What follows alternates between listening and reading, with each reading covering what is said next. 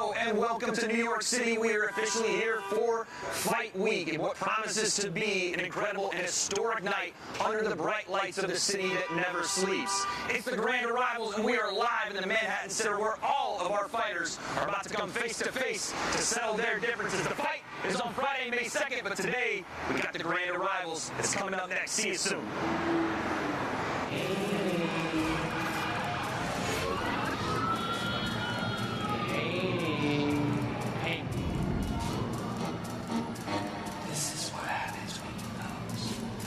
Enjoy your rest, Ryan. You're gonna need it. Enough talk. Get to the fight already.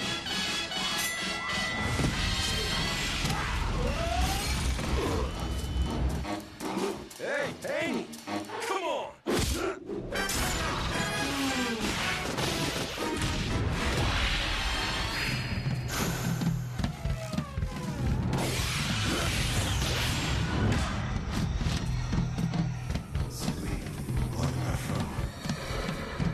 More like the Lion King. The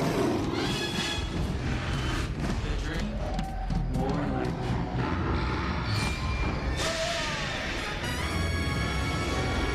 Stop. You're a cheater. You ain't gonna do shit. The juice combo. Juice? You're a cheater. You're right.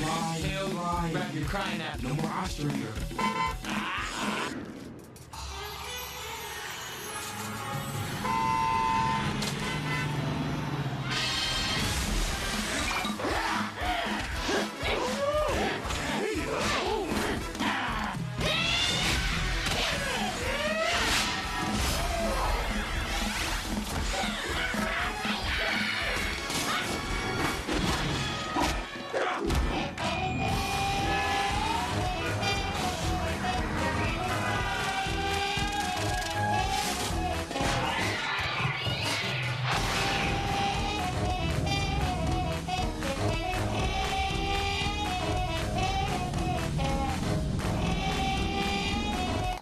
Chill, boys. Seriously?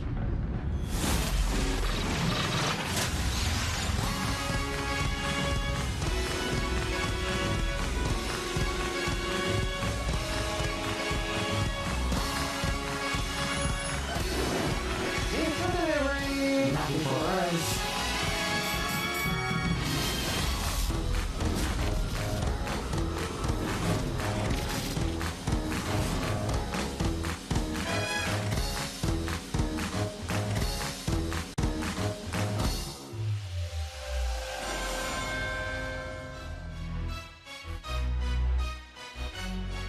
Times Square will be center stage for the return of Ryan Garcia as he headlines against the hard-hitting Rolly Romero on a star-studded card which includes Devin Haney facing Jose Ramirez in a hot-tempered feud between Teofimo Lopez and Haney and Barboza Jr., who square off for the WBO Super Lightweight Championship.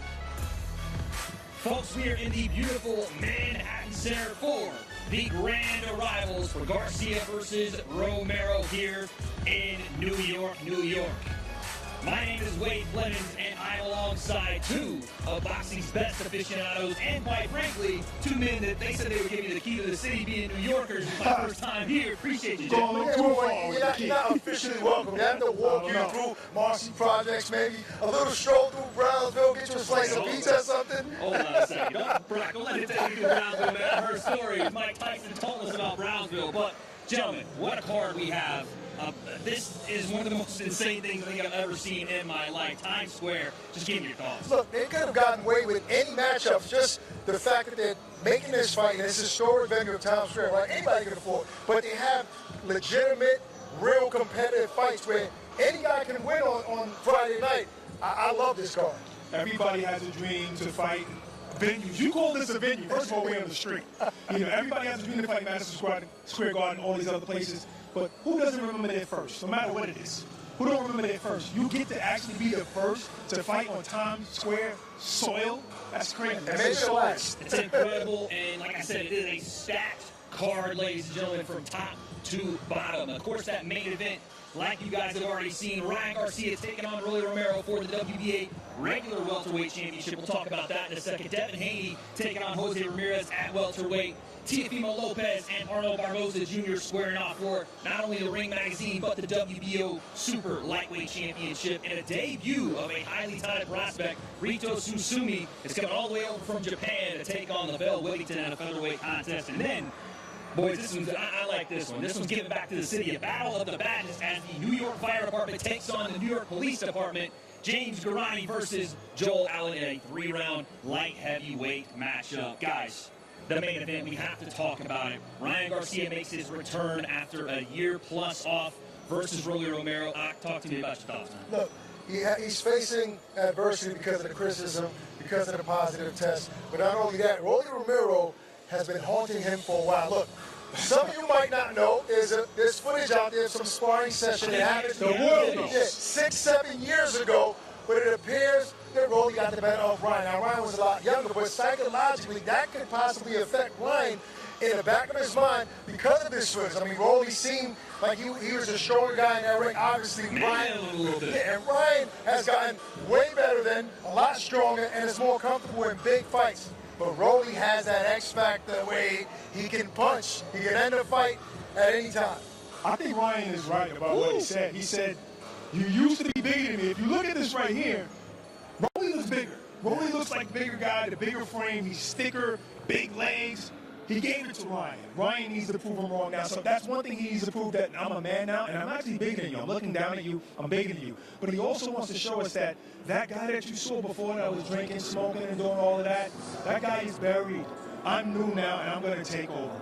We've seen the betting odds for this fight. It's been pretty lopsided to Ryan Garcia. A lot of the story's been about Ryan Garcia, his return, potentially a rematch with Devin Haney coming up if he should get this win. But we're talking about Rolly outside of YouTube because you are the boxing aficionado. So, Brock, talk to me. Why is Rolly so dangerous? Power. Power. When you're watching somebody like Deontay Wilder, he could be getting outboxed. As soon as he throw the right hand, you're like, whoa. You're on the edge of your seat, man. You don't know what's going on. That's how Rolly hits. He hits extremely hard, but we're moving up in weight. Who knows? That's the thing. That's the unknown right there. Is he going to have that power at this weight? Look, we know, when he fought Tank Davis, Rolly had to see how carefully Tank Davis tried to dissect Rolly because he knew how dangerous it was. And not only in the first round, not in the second. So throughout the fight, Ryan needs to be careful and methodical about how he approaches Rolly. I do think that Tank fight was such a massive factor for both fighters. Let's talk about Tank fight for Ryan Garcia as well. Right. Tank was able to put Ryan in a position we haven't seen him in before, and off of that, Ryan had to evolve, and honestly, he had to move up in weight. Same with Rolly. Both guys used to fight lower.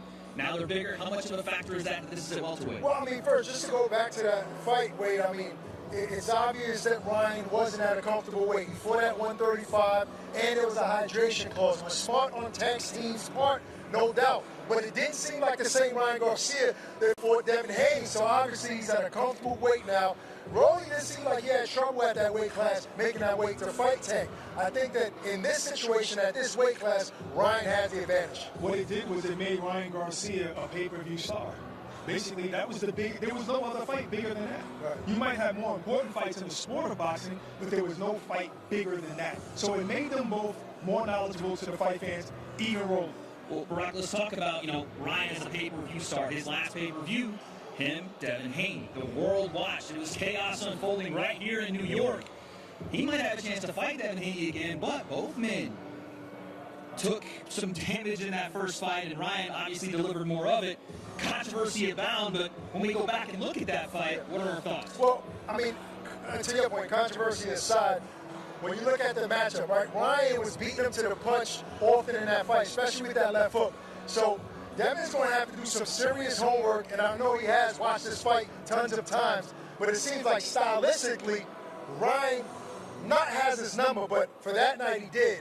There's going to have to be some changes on Devin's side. It's bigger than that. First of all, you can't put the controversy aside. Right? You just can't, and that's what adds to everything. That's why right now Haney is locked in. He came to camp in shape because of that controversy. That controversy probably keeps him up at night.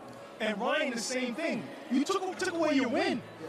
Like, that's the biggest part of this whole fight. And we even call it a controversy at this point. It is what it is. Yeah, Ryan basically was found to have PEDs in his system. Right. That's what happened. Knowingly or unknowingly, it's what it is. Yeah. Now, go ahead. No, people are putting, not putting that under the bridge, but people are already looking forward. If both guys get past their opponents on Friday, obviously their fight is locked in. So both guys have a chip on their shoulder. Ryan to prove to the world that he didn't need to take anything to beat Devin. Devin to prove to the world, if he's clean, according to him, I can beat him. Great matchup. Oh, I love it. And maybe we'll have the proper weights now. They're both weighing in at the same time. I mean, I just love this fight. Right? Two welterweight fights. Let's talk about Devin the Dream Haney. He's coming back, of course, the same layoff. Maybe different demons he has to battle in this one, but it feels like no one's talking about Jose Ramirez. And again, this feels somewhat of the same way with Rolly Romero. Talk to me about this matchup. I mean, the reason why people aren't talking about it because they're used to Devin fighting big fights after big fights. Think about Devin's career. I mean, he doesn't really have tune-up fights. Ever since he became champion, this guy wants the big names. Since he was 19, 20 years old, he was calling out Lomachenko. This is the guy that fights big fight after big fight. Ramirez is no different. Very, very dangerous opponent, Ramirez, who is constantly on you, throwing so many punches. Devin has his work cut out, but he's that confident where he's saying, I want to show the world that was a fluke. This is the real me fighting a guy fair share. Listen, we got a lot of champions. We got a lot of really good fighters in this sport, in this era. But we can't decide who's popular. And that's basically what it is. Like, if you go to Instagram, Devin Haney has 2.5 million more followers than Ramirez. That's an exact number right there, Rock. Check it in. I study. Stalking Instagram. I study all aspects of the game. But it is what it is, so that's why Ramirez is not getting talked about. But don't think Devin is not dreaming about Ramirez because the man is a former champion. The man is at a new weight class. That's the unknown. So you got to be prepared for that. And I feel like as much as we write off Jose Ramirez, a lot of people have written off Devin Haney, especially after the performance and maybe some of the things that happened ensuing the fight and afterward. Right. This is the youngest undisputed champ ever. Yeah, I mean, he became the What are we villain. talking about? Absolutely. He is still the most dangerous guy at 140 Regis program. Come on. And look what he did at that weight where he was comfortable, right? This guy has a massive chip on his shoulder because of the criticism. He became the villain, even though he didn't test positive for anything. I mean, there's the lawsuit issue there, but he became the villain without doing anything wrong. But he had some moments. He also landed some big shots against Ryan Garcia. And Ryan admitted that he caught him with a good shot in that round. That was the second round. Yeah. First of all, he had got hurt by Ryan in the first round, came back in the second round and was hurting Ryan. There's the and Ryan won roll, like folks. rounds in a row, second, third, fourth. So, exactly. It was a close fight. Yeah. It was a close fight, even with 3 knockdowns. So it goes to show that Devin was putting in work. Oh, of Absolutely. course. It wasn't a shutout. It's just that Ryan landed the hardest shots, and he appeared to hurt Devin. Obviously, dropped him several times. So that's what people remember. Well, you know, we talk about this fight. We talk about the mental fortitude it took for Devin to stay in that fight. We talk about his heart. And now he's got the time off to reflect and see what he can change. What do you expect? What's the change in the next evolution of the dream, Devin Haney? Well, just to add to what you just said, he also showed not only heart, but a chin. I mean, when you're getting up from a puncher that can punch as hard as Ryan and as fast as him, that shows that you got a chin. People were criticizing him for his chin. I thought he showed heart and chin. I mean, he obviously has to change his approach on getting close to Ryan. As far as distance, Ryan has a whip of a left hook, and he throws it from different stance. He has to maybe come in with a jab, not stay on the line. Who knows? I mean, he has a good team, behind him, so I'm pretty sure he'll make the adjustments. Listen, fans judge fights with Street Fighter rules, meaning who got beat up. So they don't count rounds.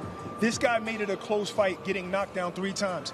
Not only did he have a good chin, but he showed heart because he could have easily stayed long distance away after getting knocked down the first time. He didn't. Maybe that wasn't smart, but it showed heart. So when you're judging it that way, this guy can come back and probably do something different. True, but just also I want to add and kind of shed some light on Ryan. Going into that fight, many people felt that he was going to be outboxed. They said Devin is the better boxer, right? So Ryan showed a lot of skill, and I felt like that was his coming out party to show the world, I can box with the elite boxers of the world. Actually, he surprised me. I'm sorry to cut you off. Because when he was on our show, he said, you know what? The reason why I switched up is because I can't keep giving Devin or anyone the same look all the time, or they'll know how to duck and get away from it. So he has to switch up, go into that Ryan roll, which I never want to see again, by the way. Ryan, never again. Switch it up, make you feel like you can come in and then catch you again. I kind of thought that was brilliant if he was telling the truth. Well, listen, both fighters are cerebral fighters in their own right, and Devin has taken this time off to reflect. Here's what he had to say about the layoff. I want to just be the best that I can be. come back better than I was before, and you know, beat Jose Ramirez. You know, I'm solidified. You know, I already, you know, been undisputed. You know, been, you know, champion at 140, and you know, now I have another test in front of me, and it's Jose Ramirez. So my main focus is going there, beating me, and being victorious.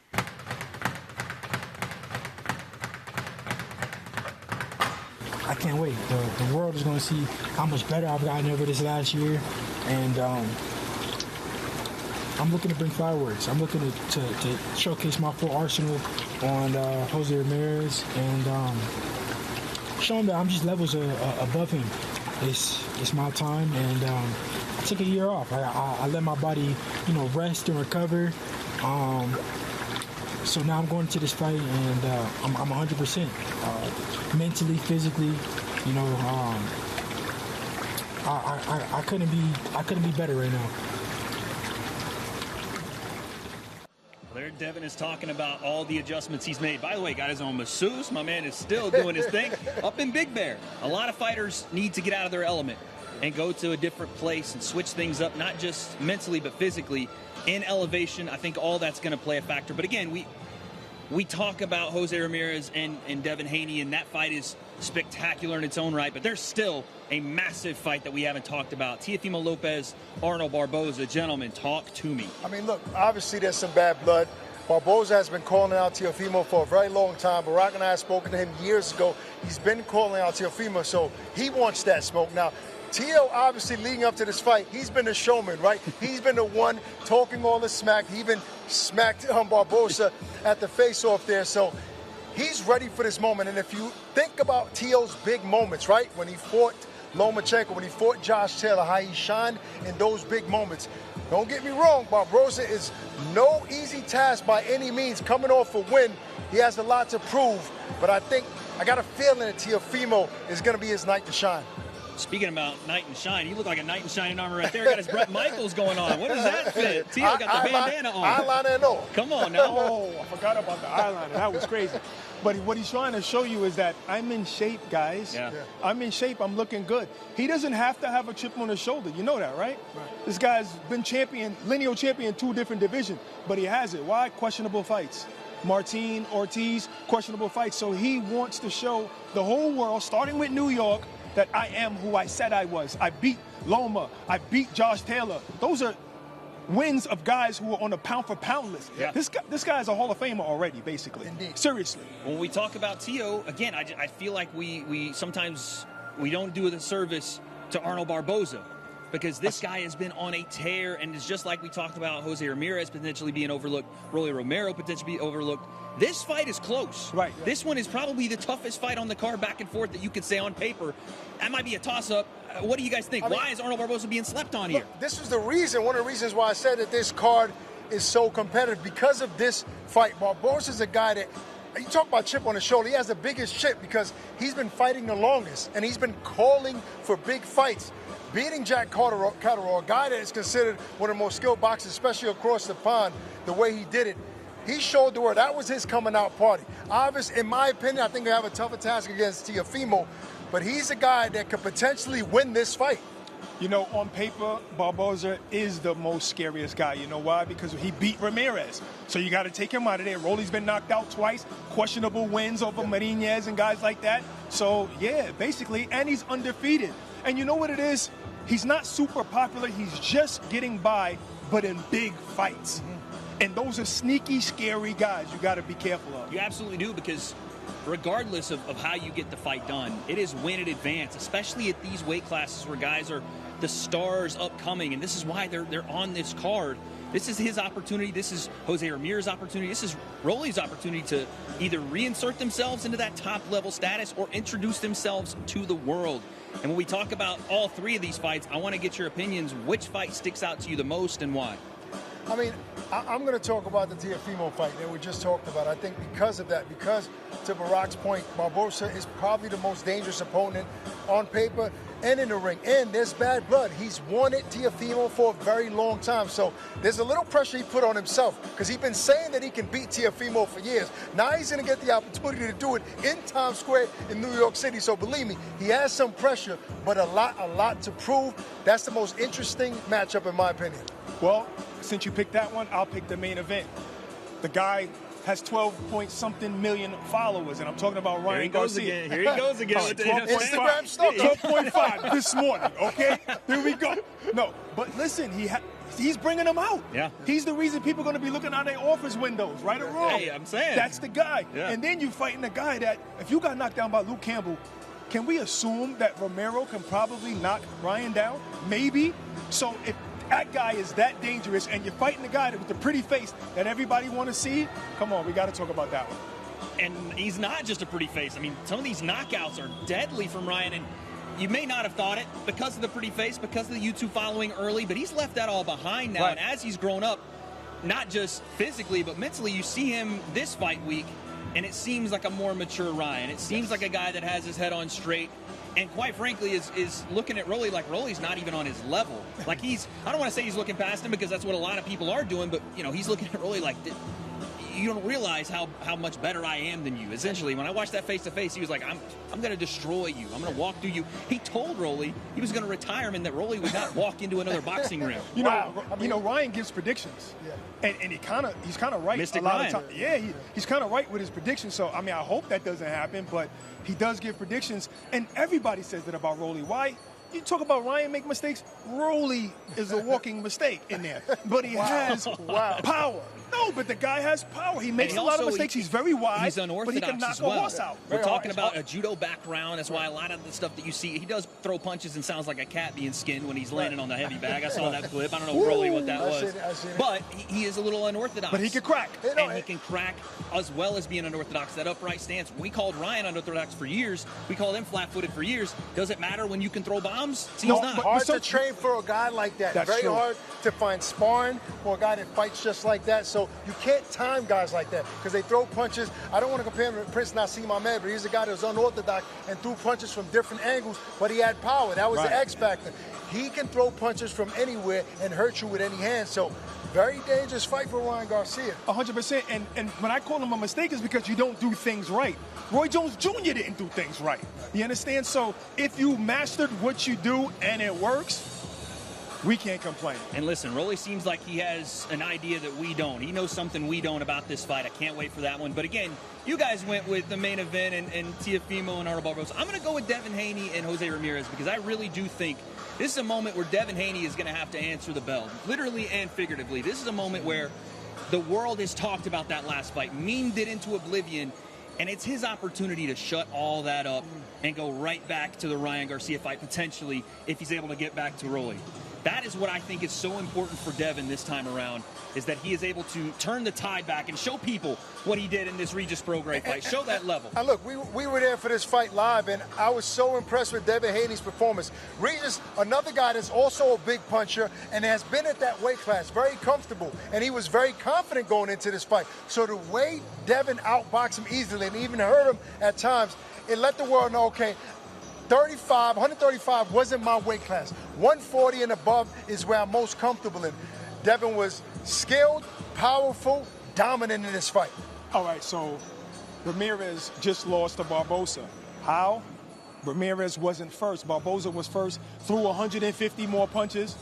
Y'all caught that? He's again Caught with it, that? man. Statistics, Almost baby. landed 50 more. Come on. You get what I'm saying? Okay, almost landed 50 more. And then now if Devin gonna land a jab. No, but listen, who throws a better jab than Devin Haney? Not many out there. Who can outwork who? Like, he can outwork you, he can stay away, and he can shoot that laser right hand. So I just figured if Barboza gave that blueprint already, it might be kind of easier for Devin to do that style. Who do you think is potentially going to surprise us on fight night? What do you think? Is it going to be an upset fight, or is it just going to be one of these fights that turns into a dog fight?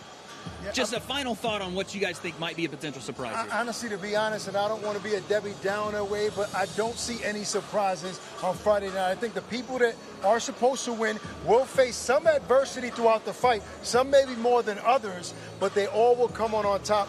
The fighters that are supposed to win, the favorites. I don't know. I think everybody's focused. The A side is focused. The B side is focused.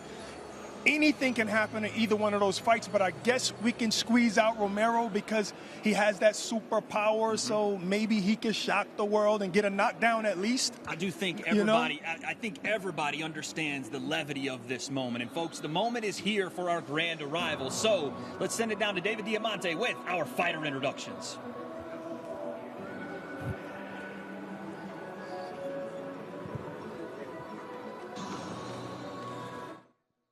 Well, ladies and gentlemen, it's an absolute pleasure to welcome everybody here today to the Manhattan Center for the grand arrivals for Fatal Fury, a huge night of World Championship Boxing taking place this Friday, May 2nd, from the crossroads of the world, Times Square, New York City.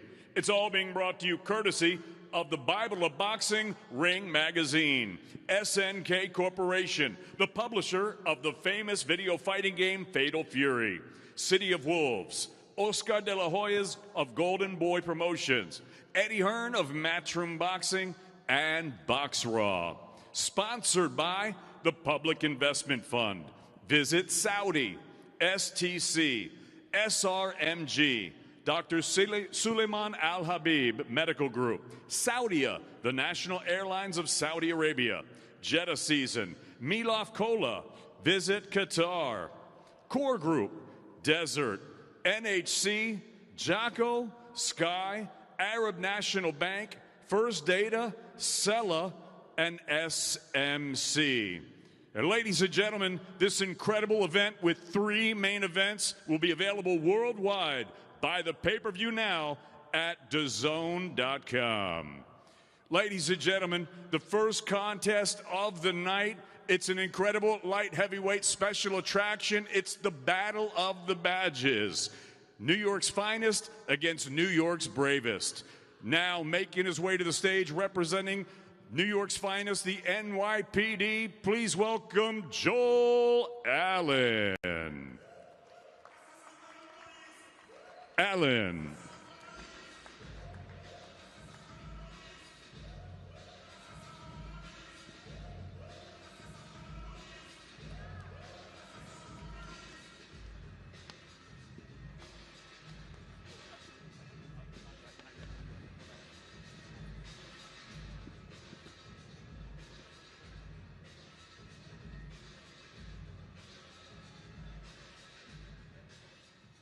And now making his way to the stage, he's representing the FDNY, New York's bravest. Please welcome James Gennari. Gennari.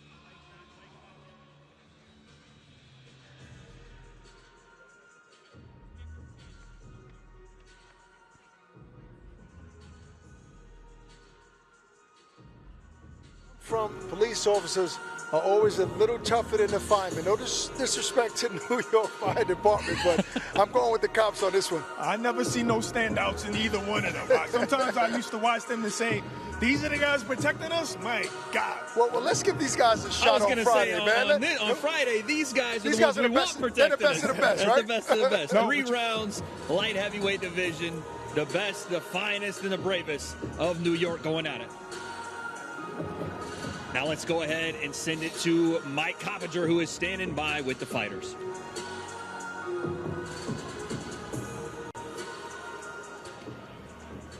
All right, Joel.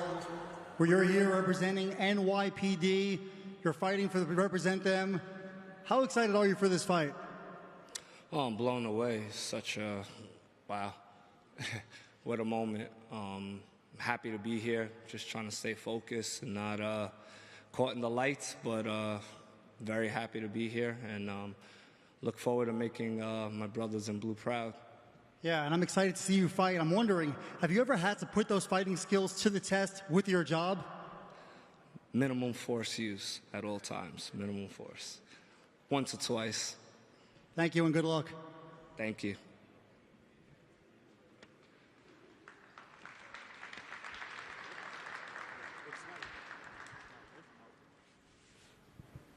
All right, and look, you're representing FDNY, the firefighters.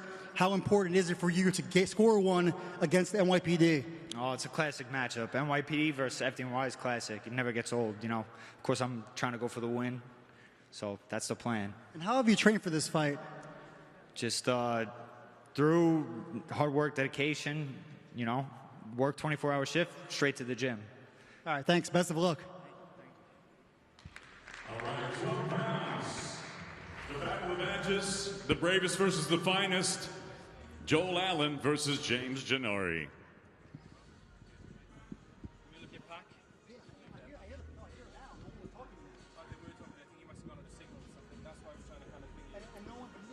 Face off anyway. I couldn't. Was the NYPD? Listen, I'm going with that fireman. You know why? FDNY, they show up first for everything. He's bringing the fire. 24 hours, and then you go right into the gym.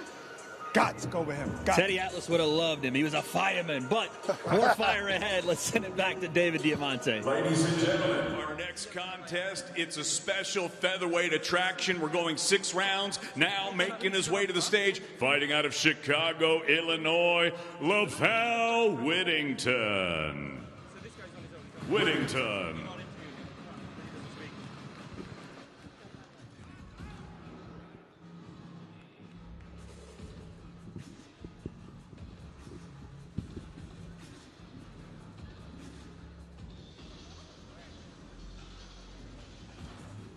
And now making his way to the stage, he's the Southpaw sensation from Japan. He's the gold medalist at the 2021 World Youth Championships. He's a Ring Magazine ambassador. Here comes making on Saturday night his much anticipated professional debut, Hiroto Tsutsumi.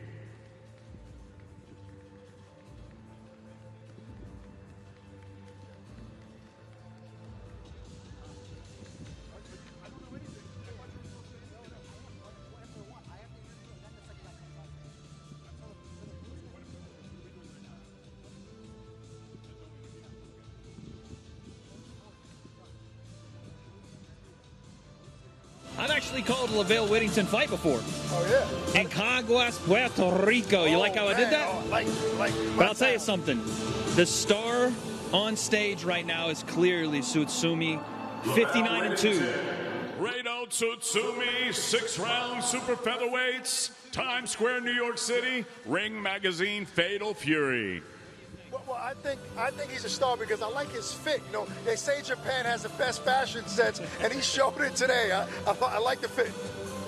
I just looked at his stance. His stance looked good. Looked like he was a left-handed fighter. I got to go with that guy. A lot of eyes on him, a lot of hype around him as well. That one is just a precursor because now we get the main course. Let's send it back to David Diamante. Well, ladies and gentlemen, it's now time to get into our 3 main events for the evening. Our first one is in association with Top Rank Incorporated as we go 12 rounds for the WBO and Ring Magazine Junior Welterweight Championship of the World. Now making his way to the stage, professional record perfect. 32 fights, 32 victories with 11 wins coming by way of knockout. He's the mandatory #1 contender, ranked #3 in the world by the Ring magazine, fighting out of Los Angeles, California, Arnold Barboza Jr. Barboza Jr.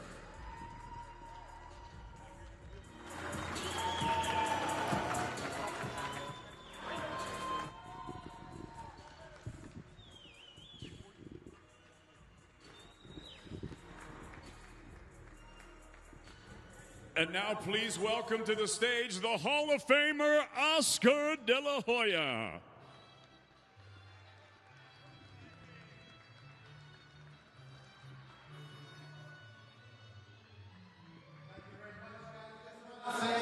We are very proud to be here in New York, the media capital of the world. We're excited that Golden Boy Promotions is part of this excellent show.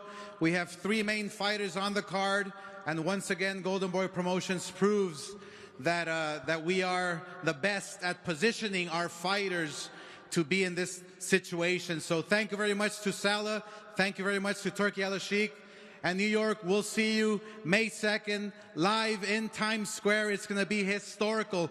Gracias a toda la gente que está aquí, a toda la raza, gracias por apoyar. Mayo 2 va a ser increíble. No se la pierdan. Ryan Garcia, José Ramírez, Barboza, va a ser increíble. Gracias. Toda la raza. And now to Mike Coppinger. We are here with Arnold Barboza Jr., or #3 in the Ring Magazine's rankings at 140 pounds.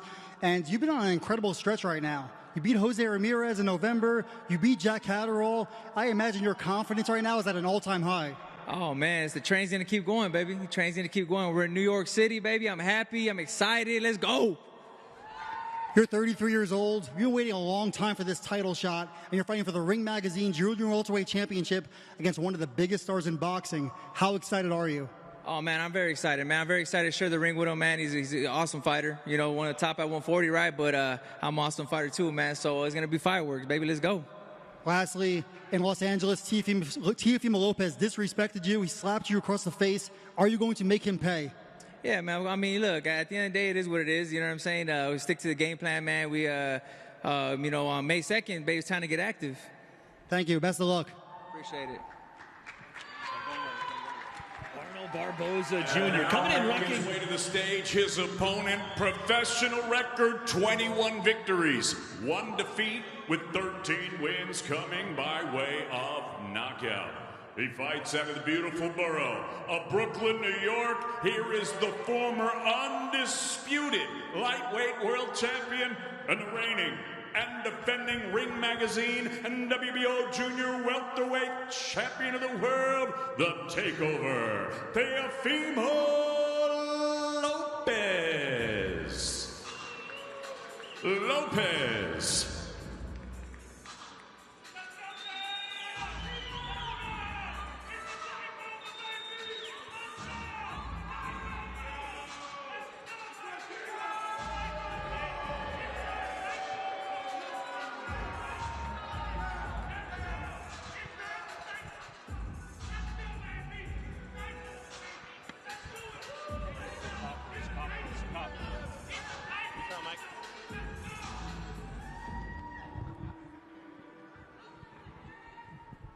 All right, we are here with the Takeover, Teofimo Lopez. You're the Ring Magazine champion at 140 pounds, and you're going to be on the same card as 2 other stars, Ryan Garcia and Devin Haney. How do you steal the show?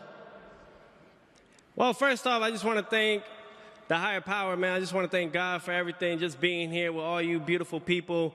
We're here, Fatal Fury, City of the Wolves. I'm happy, I'm thankful, and I'm grateful, man. Other than that, we're just here to put on a show, warm it up for everybody, and take over. And look, you know Barboza has been calling for this fight for a long, long time. You slapped him across the face in Los Angeles. What point were you looking to prove there? Well, listen, I mean, look, I come respectful, you know, that's the whole thing. My whole thing is I'm always going to come respectful, but he crossed that boundary, and we just got to lay it right there. But nevertheless, Friday, May 2nd, we're going to handle business.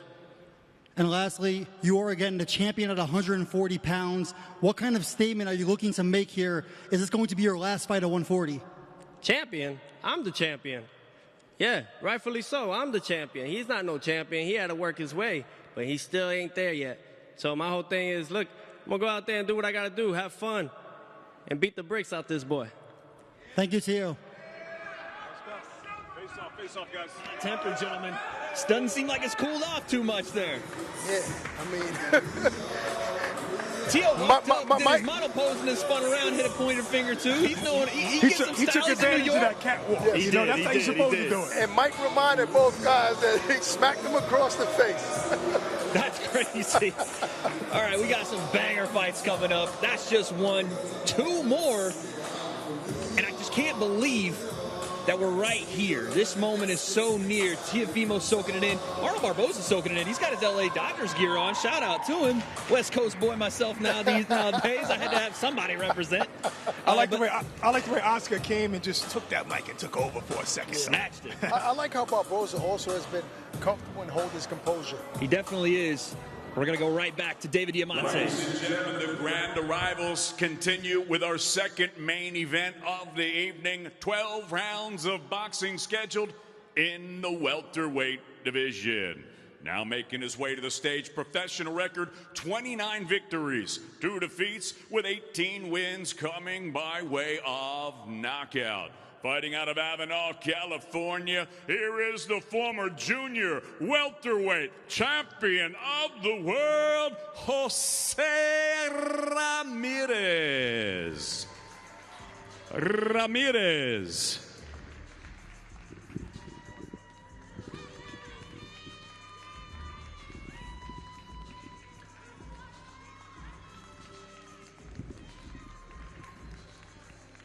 Jose Ramirez soaking in his moment. Again, upset-minded. Not to me. Oh, look at that. Showing off the abs. Okay, Barack, you see some of that? I like that. No, I don't mean I like that. What Nah, I'm you saying said it, is, you said it. You're too late. You're too late. I already killed it. Let's take it to Mike. Jose Ramirez, you're a former champion at 140 pounds. This is going to be your first fight at 144 as you work your way to welterweight. And we saw you pulling up your shirt there. You're feeling good, huh? Yeah, I'm just ready to fight May 2nd. I'm looking forward to it. I'm gonna go out there and win, man. I see myself out there May 2nd, still in the show. And you're coming off a loss to Arnold Barboza Jr., and you're going right back into a tough fight. You're the underdog. You're fighting one of the biggest stars in boxing, in Devin Haney. How excited does that make you? Oh, extremely excited. First and foremost, I'm thankful for the opportunity, but it's time for me to show the world the best version of myself. So I owe it to myself to, move up in a bigger weight class. So those 4 pounds, I know, it's going to definitely do wonders for me that night. And, we're ready. And I watched you spar in training camp. You looked great. And we know that you come with that Mexican style, that nonstop pressure. What should Devin Haney expect on fight night? Well, like you said, you saw me spar. You saw me spar against 3 guys, 3 undefeated prospects, soon-to-be world champions. And they were in 4 rounds each, because of the pressure, because of the motivation that I had. Man, I'm extremely ready for May 2nd, and it doesn't matter who's in front of me. I'm going to do what I have to do to win. Thank you, Jose. Best of luck. Thank you.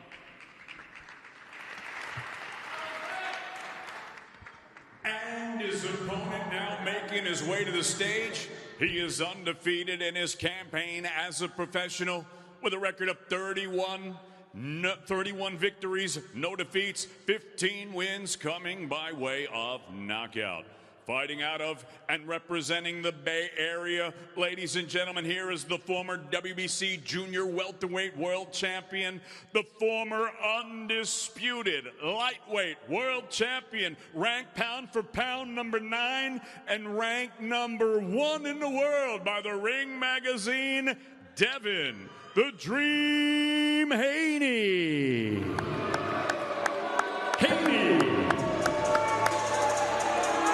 A lot to prove here for Devin Haney. He looks confident, boys.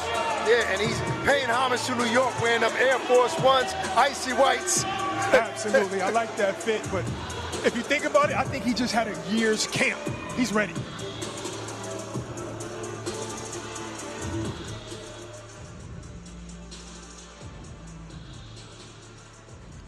Devin the Dream Haney, one of the biggest stars in all of boxing, number 9 pound for pound in the world, Ring Magazine. It's been a long year since your fight with Ryan Garcia. What are you looking to prove? Alhamdulillah, I'm happy to be back in the ring. This is a dream come true. You know, Allah's a perfect planner. I like to bring fireworks on May 2nd. I look to show the world a new and improved, better Devin Haney than before. Yeah, and again, that fight with Ryan Garcia in April, we all know what happens. One of the biggest fights of the year. You are still undefeated. What have you been doing along this year off? You know, I had to go back to the drawing board and, you know, focus on the mistakes I was making, you know, and like I said, become a better version of myself. And I look to go in there and show it on Friday. And look, it's no secret, right? You and Ryan Garcia are going to meet again in a rematch. But first, you need to beat Jose Ramirez. Ryan Garcia, he needs to beat Rolly Romero. How excited are you for that rematch? It all starts with May 2nd. My main focus right now is Jose Ramirez. He's a former 2-time champion. He's coming. He's bringing everything, and I look to show him. You know, I look to handicap him and show him that I'm just on a whole different level, and then we can get to the Ryan Garcia fight. But it all starts with Friday night. All right, are we going to see a statement victory? Inshallah. Thank you, Devin. A very, very locked in Devin Haney in our first face-off, gentlemen. Listen, I just, the weight, I think Devin is so much more comfortable at this weight class. Barack, he feels like he's going to show the world that he's still one of the best boxers on the planet on Friday night. You know how Kobe used to say that he used to get up earlier than everybody and work harder than everybody? Yeah. I think throughout this year, while other guys probably were taking time off, he was in the gym. But on the low.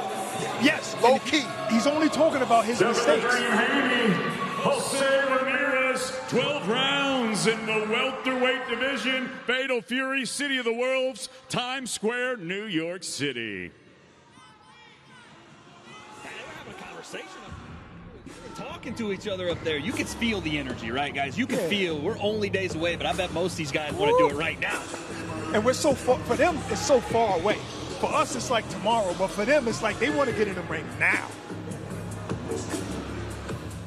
And now let's sit him. Ladies and gentlemen, the grand arrivals continue right now with the third and final main event of the evening, and it's all being brought to you in association with Warriors Boxing. Now making his way to the stage, his professional record, 16 victories, 2 defeats, with 13 of his 16 wins coming by way of knockout. He fights out of Las Vegas, Nevada. Please welcome the former junior welterweight champion of the world, Rolando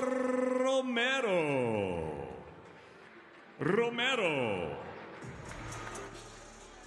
Rolly Romero. A different feel from Rolly this time around. He's been a lot more laid back, a lot more chill, but I think that's just a lot more locked in. I don't know. It's a lot not like him, though. So it doesn't seem like he's being himself. No, I just think that they're friends. You know what I'm saying? They kind of like each other.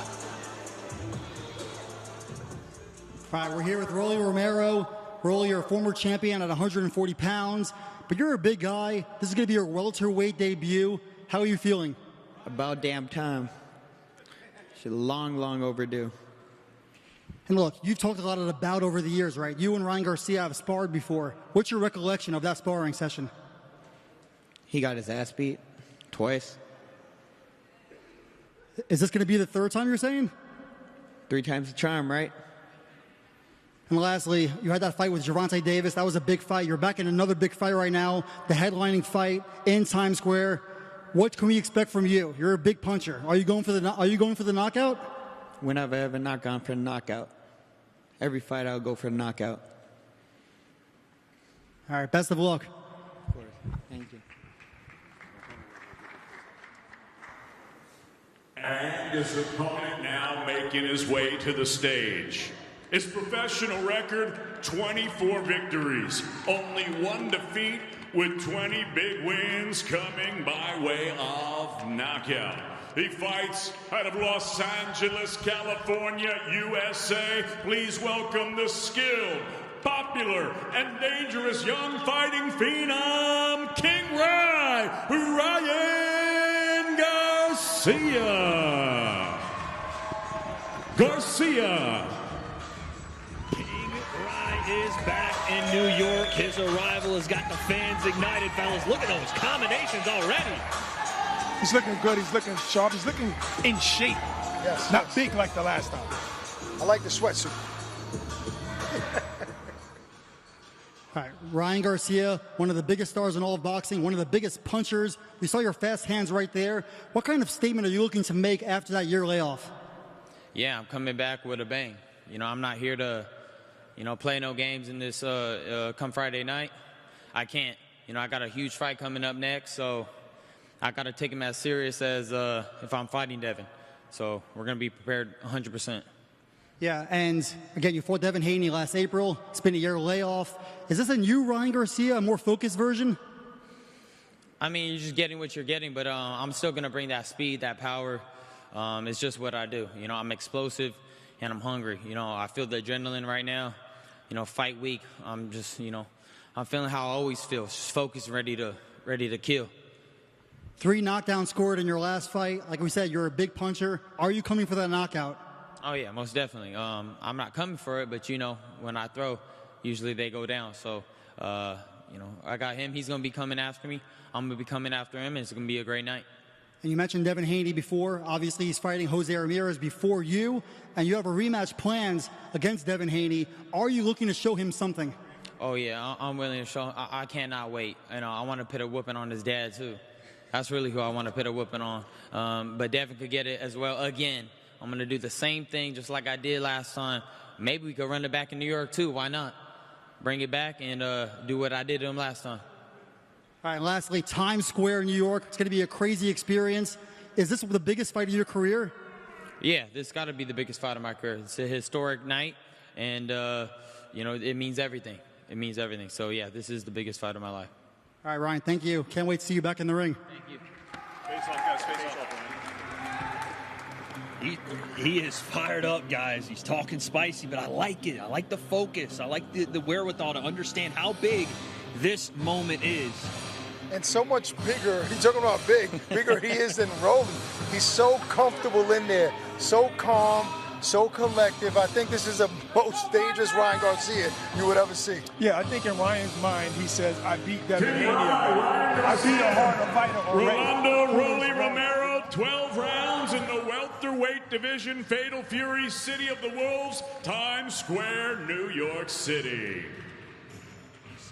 Is your main event. And folks, you heard it last week from my man standing in the middle right there, Rick Reno. He's dialed to the nines too right here in New York. For all of the promotions on stage and all the representatives, I gotta let people know this is happening because of the Ring magazine and because of Turki Al-Sheikh. I think we need to talk about that. Tell me your guys' thoughts on just the change in the sport, the improvement, the evolution that Turki's bringing here. I think outside of the innovation, right? Obviously, I touched on it earlier that I would have never imagined a fight being in Times Square, but he's not only focused on the venue, the spectacle, he's also focused on the matchups, right? Making the biggest fights that the fight fans want to see. And that's been a narrative for the last 10, 15 years as Barack and I have been covering the sport with why these fights are not happening. People don't have those excuses anymore, Wade. The fights are happening, and it's because of HE. Right, and he's also saying, how can I make the best fights a spectacle? Where everybody's going to say, oh, really? What? Where did they fight? Are they going to fight in a prison? Where? Rikers Island, C-74? Where are they going to fight at? So that right there is going to bring more eyes to the sport. So he's amazing for it already has. You're seeing the evolution like you talked about in the matchmaking, in the willingness to take risks and do different venues, different matchups, but also look at the promo. Look at that video we just watched earlier. Those are movies. That was crazy. The billboards were talking to us. I auditioned for that. The pizzas. These are motion pictures to promote these fights. We got to get y'all on one of these, by the way. You got to audition for a promo. That's what I'm saying. It's a real short film. It's becoming a movie. Listen, it really is. I mean, look, I give credit to the 24/7s of the world, the All Access, but this is a different level, man. This is a trailer for a fight. Never been done. Well, listen, we're here at the Grand Arrivals, and they certainly were grand. I want to get some thoughts on what we just saw. Who stuck out to you? Who looked like they were in the moment the most and ready for what's about to happen? I thought it was Ryan Garcia. I said the comfort level and the calmness, the cerebralness that you see in his eyes, the way he walks up. And when he walked at the end of that stage, that catwalk, and through that combination, that's that range. Like, I can't wait to let these shots off in the ring on Friday. I say Ryan Garcia is standing out to me today. I mean, they all look comfortable, but yeah, I was kind of shocked that Ryan was so happy. You know, looking down at him like, you know, he's joyful. But also, I like what Devin was saying. Devin has been in a camp for 1 year, literally. And he keeps saying, I can't wait to show the new Devin Haney what I've learned all of this time. Well, maybe y'all was on vacation. Maybe y'all was enjoying your family, but I was in the gym. And that's what you'd expect, right? After, you know, not technically a loss, but I think we all saw with our two eyes what happened in that ring. You wanted to see Devin go back to the drawing board. And if this is truly a new Devin Haney, I wonder what that means for him. Is it a different style? Is it just a focus on the things that he could have done better in the fight? Or does he get more aggressive in this fight? Does he really try to showcase that I'm not just great with my feet, I'm not just great on the jab, I'm here to hurt people too? I mean, I wouldn't even say style, because Devin he's, in my opinion, he's one of the best skilled boxers in all of boxing, so he doesn't have to change his style, so to speak. Maybe at times he could be more aggressive and he showed against Prograis that he has power. Maybe he tries that against Ramirez, especially moving up in weight, being in a more comfortable weight. But Devin doesn't have to change anything, but because he is one of the most skilled boxers in all of boxing. I think he's going to be more defensively minded. You know, also, he's probably working on his power and his footwork. But like he said, he was already super skillful. Now, when we started the Grand Arrivals with our first of three main events, we saw Arnold Barboza and Teofimo Lopez. Energy from between those two, it's been red hot since they stepped on the stage, the first press conference. Anything new you saw there, or just two guys ready to go? Same energy. I think Barboza was a little bit more calm than he was earlier on, a little more comfortable. He's enjoying the moment. He's laughing. He's smiling. First go around on that press tour, he was upset. He really wanted to get his hands on Teofimo. Now he's waiting till Friday for that moment. He looked very calm. I think the days that they're not eating at all, we'll get a little bit more spice. I was going to say, we're starting that weight cut little by little. Yeah. The open workout, we'll start to see guys, I think, get a little quieter, a little more focused, and maybe a little more spiteful. Maybe not so much, because remember, these guys are fighting at a bigger weight class. Yeah, it don't matter. True. No, there's a difference. Trust me, those 3 or 4 pounds are the hardest to get off. So I'm not saying it won't be hard. You ain't trying to take off no pounds. You ain't trying to take off no pounds. Go ahead, get it. Listen, he's in the gym doing curls, look, that's it. He's not lying. It's been 18 years to try to get the curls today. That's what happened. Right, but listen, those 3 pounds at the end of the week are hard to get off. Believe it or not, it's going to be a little easier than the times before at 140. A little easier, but still, Wednesday, Thursday, it'll be a little more spicy. That's all I'm saying. And let's be honest, we do have a catch weight for Devin Haney and Jose Ramirez. Not at 140, not at 147, 144, so right in the middle there. So that'll be interesting as well. I do want to go back to Ryan at the end of this catwalk here. He started throwing those combinations, and I don't know if you guys thought of it, but I did. After that weigh-in in the Devin Haney fight, he jumped off that scale after all the antics, and you saw a flip switched. That looked exactly like that combination he threw on stage after the Haney weigh-in. That guy looks to be just in the exact same zone, kill or be killed mindset, and I love it because, again, no antics, none of the other stuff, locked in, zeroed in, and he's dangerous. But think about this, though. A higher weight class now, and he looks slimmer.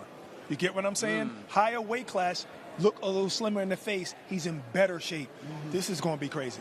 And he stayed with Derek James, which, you know, there were some rumors about where he would go, you know, potentially back with Canelo, but he's staying with Derek James. I think that's going to help out a lot, too, because that comfortability, you're not bouncing around gyms. And also, he can work on that right hand. We know he got the left hook. Not only that, look, he won the biggest fight of his career with Derek James, regardless of, you know, the controversy. He still looked great in that ring, and he was with Derek. Look, he sat down with myself and Barack on Ring Champs, and he said, tell him where he sat down. He sat down on Ring Champs on All the Smoke fight, but he said to us that he has no issues with Derek James. There was some issues with traveling, him not wanting to leave Texas and so on and so forth, but they worked it out. They negotiated whatever they negotiate. He's very comfortable with Derek James. Hell of a coach. Absolutely.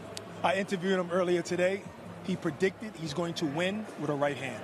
With the right hand, this is the evolution. And listen, we've heard a ton of talk about Ryan and Devin Haney, but Ryan himself sat down with Chris Mannix, and here's what he had to say. This card has got several big fights on it, including one with Devin and Jose Ramirez, and nobody is making any secret about what, you know, the quote plan is moving forward for a rematch to happen between Ryan and Devin sometime in the fall. I hope he beats Devin again. But he'd have to beat you first to get there. No. He still fight Ryan after me. I mean Devin after me. Okay. Brian can still fight Devin after me. I don't give a That has nothing to do with me. Yeah. Well, I think if you beat him, they'd probably do another fight with you guys. Yeah, down the line, maybe another one. But like I said, that has nothing to do with me. They man, they could I don't know, do the same they did again. They could do it 3, 4, 5 times in a row. But I'll be happy as to watch him knock out Devin 4 or 5 times in a row. You were, in the aftermath of that fight, you were, I think, happy that it happened. What did you think, though, about what Ryan went through in the aftermath with the positive tests? I mean, it was an insignificant amount. That weight did help a lot, though. At the end of the day, I paid him. Bro, he had a chance to pull out of the fight at that moment. He was offered, no, actually, he wanted money. He didn't offer it. We just said we missed weight, can't make the weight. And they took the money. I mean, what can I say? You take the money, then you gotta shut the up. Don't take the money if you're going to use that as an excuse. Go on ESPN and start saying, you know, he was overweight, he didn't do it, things right. Like, that's some weird And then assume he's even crazier. He's a weirdo. And his dad's even a bigger weirdo. Like, that's a little weirdo and big weirdo. Well, you guys are going to have a chance, maybe, to settle it in the ring in the fall. Do you think there's any chance that I hope you beat the out of him again, even worse than the I think he wants me to beat Devin so bad. He wants me to beat his ass so I can fight Devin to beat his ass. You guys are fighting anyways. We already know what it is. You guys are going to fight no matter what anyways. That has nothing to do with me. I mean, it's just... Right, you could get your ass beat by me, get flatlined, whatever, take a knee like you're used to, and then go fight Devin, beat the out of him, bro, and do a boxing world a favor. Seems like Rolly's more concerned with Devin. I mean, with Ryan fighting Devin than his own fight. Well, listen, one of the men responsible for 3 of the fighters on this card, he is a boxing legend. He is a multi-time world champion, multi-division world champion, a Hall of Famer, and the founder of Golden Boy Promotions. Folks, it is Oscar De La Hoya. My man. How we doing, Oscar? All good, man. I'm pumped. I can tell. You're fired up, man. I'm fired up. You know, when you're a fighter, you're always a fighter, no matter what. And I got on that stage, I was like, oh, man. Well, you snatched the mic first. You snatched the mic first. I got to get my words in. So you're still getting thoughts about getting back in the ring, a little exhibition or something, no? I think about it every single day. Wow. But this old man knows he can't get in. You just looked the part. He looks the part, and... There you go. I got to get to Oscar's gym. I won't raise my shirt. You do live the part through your fighters, and you have 3 of them on this card. I paid for that, by the way. Talk to me about how important it is with all your fighters on this card. No, it's important because, look, we at Golden Boy, we know how to position our fighters. Yeah, you said that on stage. Yeah, Speak to that. To get to this point. Yeah. Look, you go back in history on how we promote, and there's a reason why there's 3 fighters that are, built by Golden Boy. And that's all we do is position them. So, and from there, you take care of your business inside the ring. I can't fight for you. Oscar, what was your first thought when you got the call from His Excellency or whoever was communicating with you about this fight? We want to do it in Times Square. What was your first thought? It's about time. It's about time because we internally at Golden Boy have been talking about this for a long time. Wow. I've always been talking about, let's go to Alcatraz, but it's almost impossible logistically. Wow. And monetarily. It's hard to do because you got to pay so much money. So when His Excellency Turki Al-Sheikh had the idea of doing this, it's like, yeah, let's go, let's do it. Right. This is what it takes to bring boxing back. And so I believe that this event, May 2nd, will be historical. Everybody will be talking about it for months to come, years to come. So I just hope that the 3 fights, the main fights, are just bangers. Just go and get knockouts and make a statement and let's go home. Yo, Oscar, we know you made a lot of money. You was the Golden Boy. You was the prettiest fighter there is. But do you wish... he said. Do you wish you was kind of like in this era so you could be a part of this extravaganza and the money that they're making today? He's made a lot of money in big and some big fights. But still, it's different though. Come on. A little bit. I think my era was probably one of the toughest eras in boxing. Julio Cesar Chavez's era, Mike Tyson's era, Tito Trinidad. I mean, you go Ike Cortez, you go Shane Mosley. That era was probably the best era in boxing. It went from Chavez era to you. Come on, no. please do not offend me that way. You wildin'. He said it. Oscar, let's talk about your fighters. You got Ryan obviously headlining. What are you expecting out of him this time around? No, I'm expecting a serious Ryan, a Ryan that's focused, laser focused for that matter. I think this fight will be so intense while it lasts, and it's probably going to last like 4 rounds. Yeah, close to what I said. Yeah, I like that prediction. 3 or 4 rounds. He said a right hand. What do you think? Ooh, I mean, I like that check hook that Ryan has. Who doesn't? I like that check hook. That's the money his opponents. That's it. But then again, Rollies comes in. You know, he comes in like this. And hard to time. It's hard to time. It's awkward. You just never know. And so Ryan's style, he can be reckless at times. You know, so can he get caught? Will he get caught? You got to watch May 2nd. Outside of this fight, Oscar, who do you think would be more distracted about the potential fight with Devin Haney in October? Is it Ryan because he wants to prove to the world I did it clean, or Devin wanting to prove to the world no, he wasn't clean? No, I think Devin has his hands full May 2nd because he's coming off a devastating knockout. So is he going to come in the ring thinking, oh my gosh, what just happened to me in my last fight against Ryan? Wait a second, I have to face Ramirez. Jesus, what am I going to do? So it's somewhat a confusion in Devin's head. Is he going to hit me and am I going to get knocked out?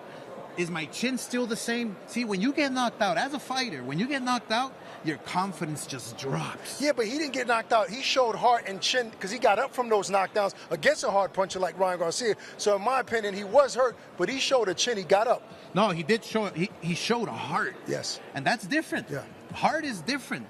The chin, you can't repair the chin. To what Oscar's saying, it was 3 big knockdowns, and again, that was a long it fight. Takes away your confidence. It wasn't a flash knockdown, and we're waving it off. It's over with. He took damage, and I do wonder, and that's why I was going to come to Oscar with the same question. You have fought the best of the best. You've seen some of the most brutal knockouts. How do you think that Devin comes back after that long layoff? Well, look, let's just put it this way. I can build a wall of bricks and put some nice cement and water and everything, but over time, it's going to deteriorate. Over time, it's going to fall apart. So, can Devin's chin, withhold those strong punches? Can his chin, be able to take those left hooks, those right hands over time? Yeah. See, over time, it's like chipping away at a rock. Eventually, you turn it into a pebble. Yeah, Will that's we the see question. Devin Haney with the confidence, with the chin? I don't know. All right, so which fight you think has the most potential to be fight of the night? Barboza, Teofimo. Talk to him, Oscar. Talk to him. Barboza, Teofimo, the fire. Yeah. It's real. They couldn't even pose together. Damn. It's incredible. It's the emotions are real. I'm looking forward to that one. But look, again, I'll predict right now. Ryan Garcia with Rollies. Have fun while it lasts below 5 rounds. Devin Haney, Ramirez. I strongly believe if Ramirez comes in, guns blazing, I can see Ramirez dropping Devin Haney and making it a long night for Devin Haney. But he can squeeze out the decision, okay?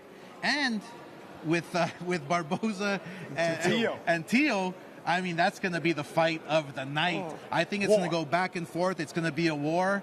Can Teo pull it off because of his skills and his side-to-side movement and this and that? Yes, he can. But Barboza is hungry, and he's going to make it a dogfight. What type of advice would you give Barboza? You, in the past, you said how good Teofimo really is. So, you've been honest about that. He has a tough test in front of him. What advice do you give Barboza? Well, there's a reason why Teofimo doesn't want any part of Barboza right now on stage. He doesn't want to pose with him. We know that Teo is reserved now, and he's laser focused, yes. But I remember as a fighter myself, when opponents didn't want to face off with me, there was something in their head that they're thinking about. And I think that Barboza has gone into Teo's head.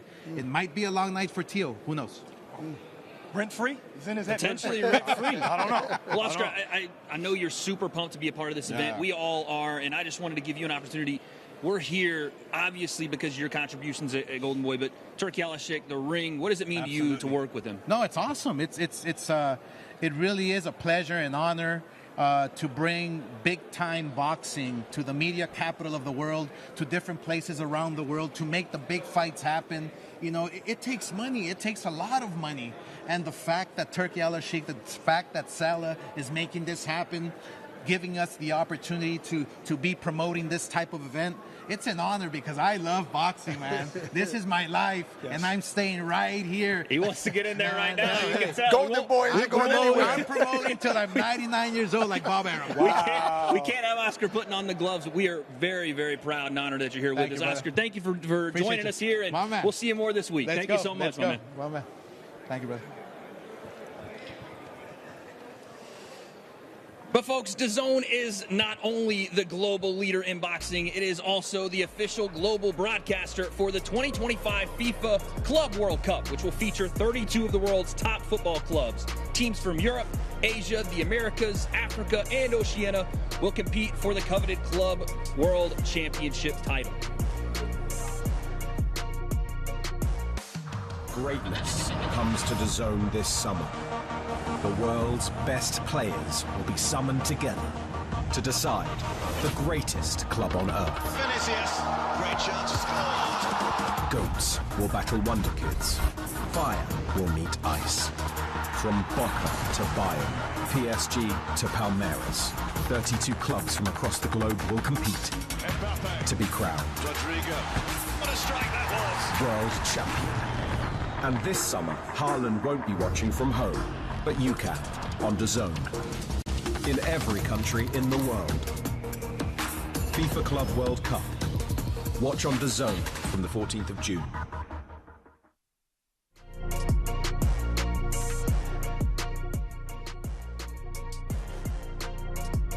Back-to-back fights. Obviously, Friday's historic Times Square fights, and then Saturday, Canelo Alvarez will be in action when he bids to become a two-time undisputed super middleweight champion against the undefeated IBF champion William Skull in Riyadh, Saudi Arabia. Both events will be broadcast exclusively live on DAZN pay-per-view, and fans can purchase the fights individually or both fights in a special DAZN Knockout Weekend bundle. See? You can get a little deal there for watching both fights, man. A little I like deal that. there on DAZN. Come on now. We have to talk about it. Yes, of course, we're here in New York, but Canelo Alvarez, William Skull, the next day, fellas. What do we think? That's why I was saying earlier this week that this is not only going to be an amazing Friday, but an amazing weekend of fights. And listen, people are overlooking Skull. This is a Cuban-style fighter, and in the past, Canelo has faced a little trouble against that style of fighting. He's a lot bigger than him. I know people are looking forward to September. Potential fight with the best fighter in the world, Terrence Crawford. So am I. But he has to get who ain't, you know what I mean? But he has to get past William Skull, who's going there to win on Saturday night. Man, I'm so excited about this weekend. You know how fighters say, no, I'm